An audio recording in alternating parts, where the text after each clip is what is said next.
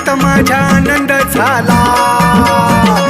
घोड्यावर बसून खंडोबाला मनात माझ्या आनंद झाला.